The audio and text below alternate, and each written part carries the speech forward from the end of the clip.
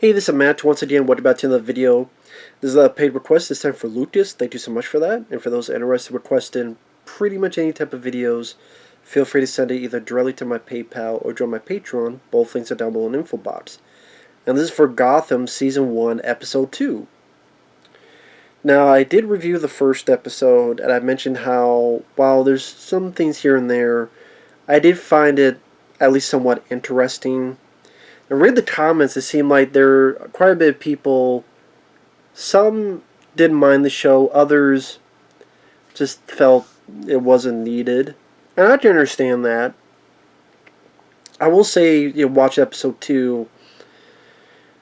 At least it gives a little bit of an interesting, or maybe different direction for the Batman mythos compared to other stuff. So it does stand a bit on its own. So I can at least appreciate that. Ben McKenzie and Donald Logue, I don't mind them as actors.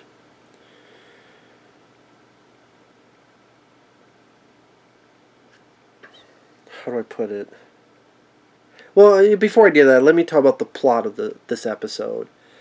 Pretty much, at the end of the first episode, Ben McKenzie, who's Commissioner Gordon, you think he killed Penguin, or he's making other people think he killed Penguin. He did. He let him go and told him, don't come back. The guy who plays Penguin, I thought, does a pretty good job. Definitely has a psychotic feel to him. He's now trying to hitchhike to somewhere. This two guys fucked with them. They made the wrong decision.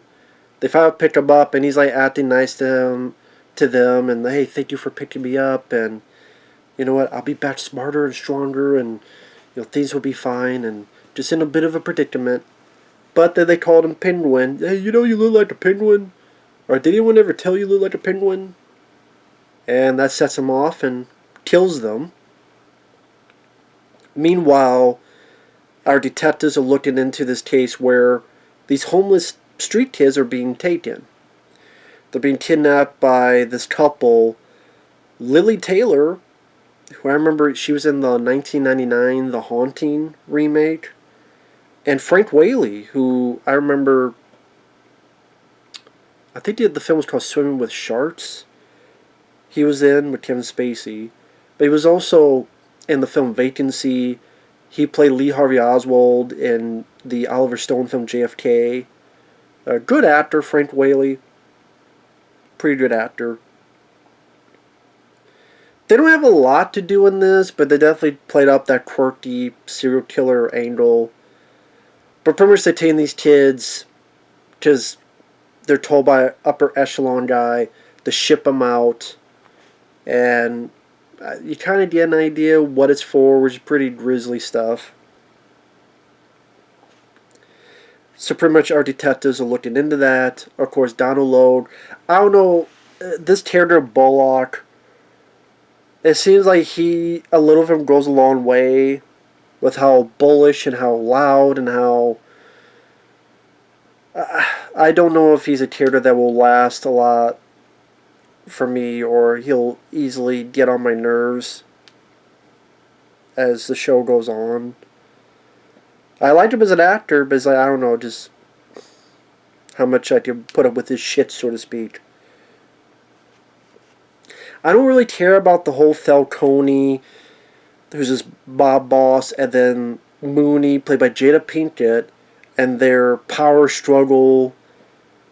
I don't really care about their power struggle. I don't care about who wants whose turf. I really don't. Plus, it's Jada Pinkett, and I don't really see her in front of my face anytime soon, because she's a witch with a capital B. I would say, it's funny, a lot of critics said this was better than the first episode. I honestly think the first episode was better than this, though. This is the first episode I got more into than this. Because this one, like, you have the bit with him and Trisha Gordon, his fiance, and the fiance just out of the blue calls the papers as an anonymous tip about these kidnappings of the street kids. It's like, you need to listen to me. Like, You can't do that. Hey, it was the right thing to do. Like, very naive to the umpteenth power. And then, the cops getting chewed out by the boss. Who did this? We don't know. But then, quickly after, Commissioner Gordon admits to Bullock that, yeah, my fiance did this. Why would you admit it to Bullock? This is the guy that forced you to kill someone in the previous episode. You don't think that he could... If he could cross that line, he'd do other stuff too? But yet you're outright admitting that, yeah, my fiance did put the call in? Like, Bullock is a guy... Commissioner Gordon should not be trusting Bullock at all. At all. Considering what happened at the end of episode 1.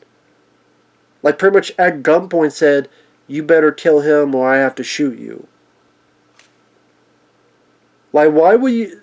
If that happened, you would not be trusting this guy ever, let alone tell him information like, yeah, my fiance did it.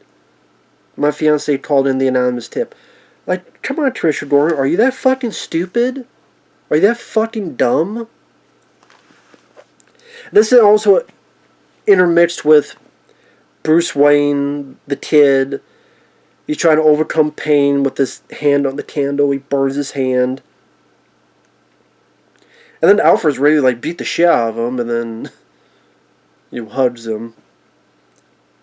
Later on, you get young Bruce Wayne, and you know he's sad because he's listening to heavy metal and doing crazy drawings. What's next? He's going to wear makeup like the Crow? He's listening to heavy metal. So you know he's depressed. I'm like, really? Really? You gotta go through that? That's where you go towards, okay, sure, why not? How do we show this kid's depressed? As I get the wax out of my ears. He's listening to heavy metal. Come on. So our detectives going more into this investigation. They get to this place where they find out these two killers are at, and because there's this drug that's used to inject, they were able to find some. There's not many people around here that have it, so they go to a shop that does sell it. There's a bit of a shootout that happens. The two get away, but they capture the guy who owns the shop, and they find some of the kids there, some of the homeless people there. They save some of them. Also, Catwoman, Selena Kyle, but they called me Cat. I'm like, okay, yeah, I get you. Yeah, call her Cat because, Catwoman, I did it. The mayor's full of shit saying, oh, it's so wonderful we got this, but then going to send them off to pretty much another prison anyway. So they get on a bus, but lo and behold, the two killers, Frank Whaley, Lily Taylor, they get the bus. I'm sitting there, okay, if I want a bunch of bad guys driving a bus full of kids, I'll watch The Punisher with Dolph Lundgren. Because the Punisher will kick their ass, and then he'll drive the bus. The bus gets to its destination. Kat escapes. It's a bit weird how she escapes, because she's almost like psychic, able to know where Lily Taylor's at on the bus, so... okay, I'm going to duck over here, then I'm going to put my lights up here, then duck over here. I'm like, I don't care who the hell Cat is. There's no way you're on a fucking bus. There's no way you don't fucking hide the way she did and be able to get out of it. Unless the villain is the total biggest fucking moron ever, or is blind as a fucking bat. I don't care how the fuck good Cat thinks she is. Like, give me a break. Believe me, I was on a school bus a lot back in the day. You can't fucking hide anywhere on that. Like, give me a break.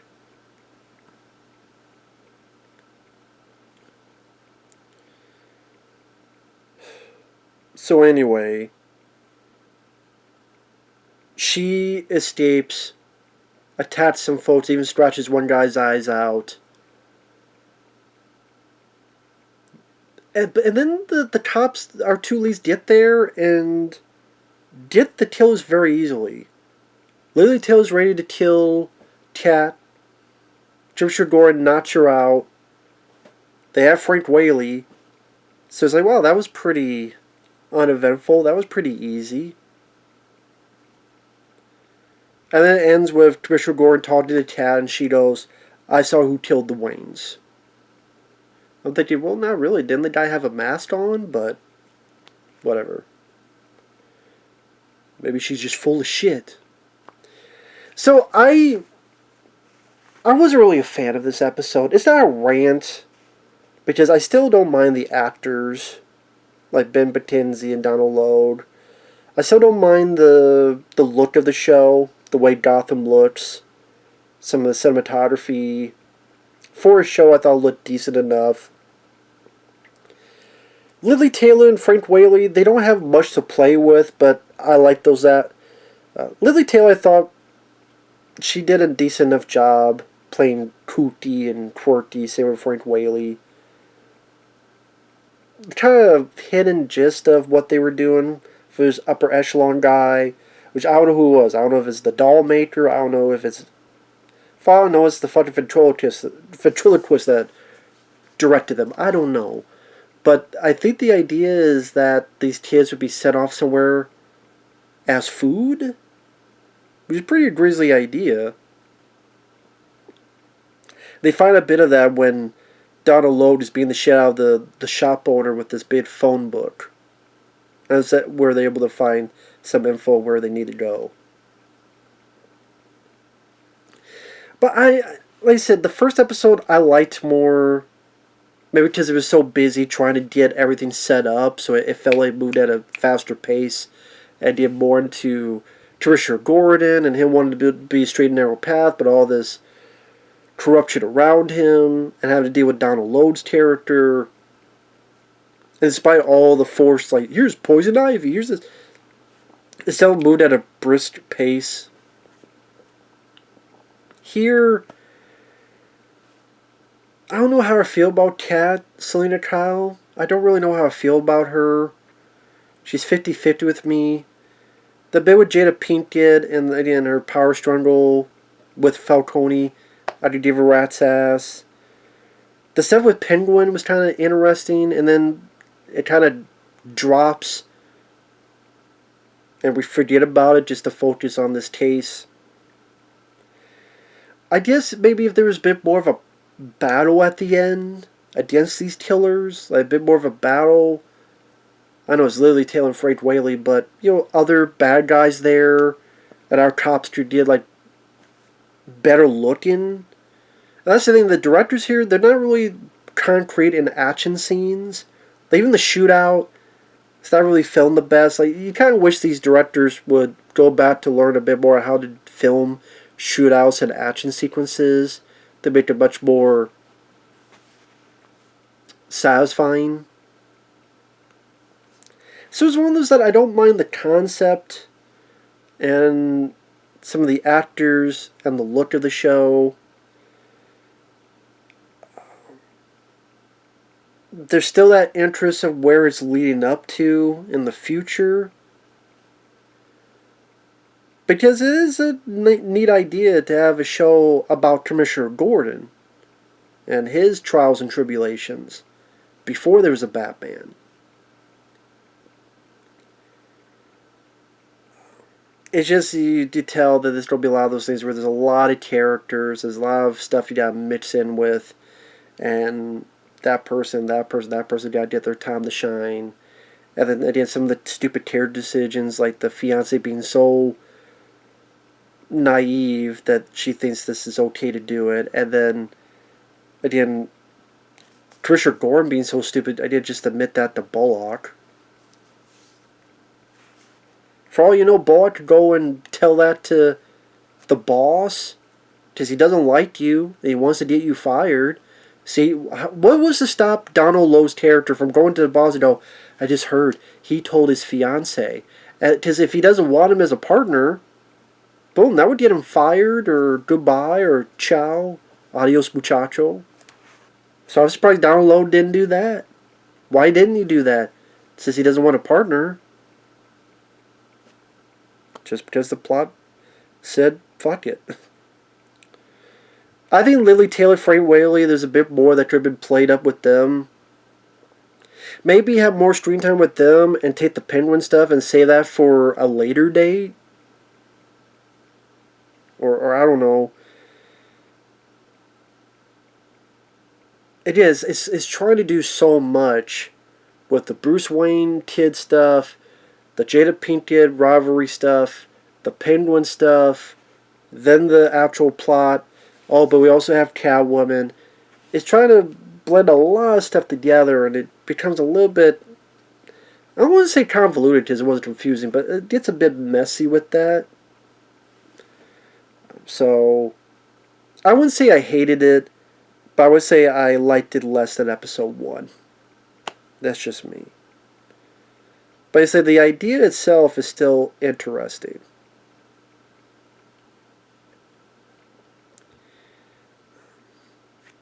So who knows where it's going to go. But with that said, thanks for watching. Take care. And we'll see you guys later. Bye-bye.